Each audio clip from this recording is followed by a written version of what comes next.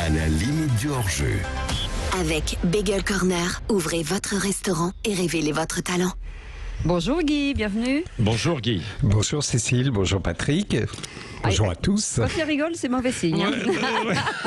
Non, je suis heureux. Mais non, mais il est heureux parce qu'il connaît la nouvelle ce matin, Guy. Hein. Bah oui. Nous sommes déjà qualifiés, l'équipe de France. Et oui, Patrick. Imaginez ma surprise en découvrant l'énorme titre qui barre la une du journal L'Équipe ce matin. Un titre constitué d'un seul mot écrit en lettres énormes. Ce mot, c'est qualifié. Qualifié. Sur le coup, je pensais qu'il s'agissait de la Belgique ou du Danemark qui ont gagné hier soir. Mais comme ce titre était accompagné d'une photo de Didier Deschamps tout sourire et que la Belgique n'est pas un sujet qui le fait particulièrement sourire, quoique Deschamps sourit beaucoup plus depuis l'achèvement de ses grands travaux d'orthodontie, vous avez une réussite qu'il doit à la technologie française puisqu'elle est à mettre à l'actif de l'équipe qui a réalisé la restauration de Notre-Dame. Donc, en voyant le sourire de Deschamps et ce mot qualifié, j'ai eu comme un vertige. Je me suis demandé si j'étais pas tombé dans une faille spatio-temporelle, si j'étais pas passé dans un monde parallèle où la France aurait gagné après un match que nul n'aurait vu le droit de se qualifier pour les huitièmes de finale. Mais pas du tout.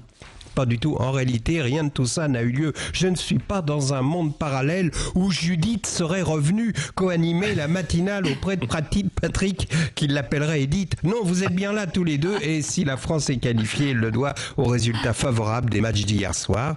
Et au règlement de l'Euro, que je vous rappelle, les deux premiers de chaque groupe sont automatiquement qualifiés ainsi que les meilleurs troisièmes. Et mathématiquement, compte tenu justement des résultats d'hier, l'équipe de France, avant même de jouer son dernier match demain contre le Portugal, est assurée de figurer parmi les meilleurs troisièmes. Car là, s'il vous plaît Cécile, soyez concentrés, prenez des notes au besoin. Car hier, le troisième des groupes B, en l'occurrence la Finlande, et le troisième du groupe C, qui est Cécile, je vous écoute, interro surprise.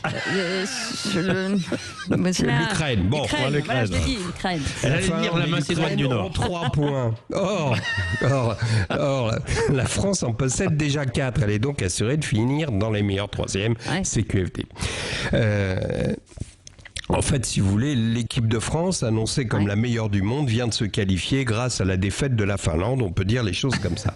Sinon, hier soir, j'ai zappé entre les deux matchs, celui du Danemark, qui est devenu, il faut bien le dire, notre équipe chouchou. Je pense que vous êtes d'accord, depuis qu'on a vu les Danois en larmes faire cercle autour de Christian Eriksen, l'épouse de ce dernier en larmes, blottie dans les bras de l'entraîneur de l'équipe, un homme remarquable qui continue encore et toujours à soutenir cette femme qui a eu si peur en la serrant en permanence dans ses bras. Elle a beau lui dire non, tu es gentil Swen, tout va bien, j'ai vu Christian aujourd'hui, il est en pleine forme, et l'autre insiste, non, méfions-nous, une rechute est toujours possible, et même si tu te sens bien, le contre-coup psychologique arrive toujours plus tard, alors je ne te lâche pas, d'ailleurs il est hors de question que tu restes seul à l'hôtel, ce soir tu dors dans ma chambre, je prendrai le canapé.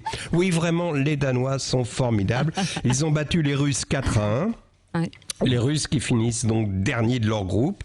Et à la fin du match, le coordinateur de la délégation russe s'est isolé dans une salle déserte du stade de Copenhague pour téléphoner en demandant à l'opératrice « Passez-moi le 22 à Doborovska ». Bah oui, Doborovska en Sibérie. Allô, je suis bien au camp de rééducation Val-Décroché. Je vous appelle pour une admission de groupe. 26 personnes.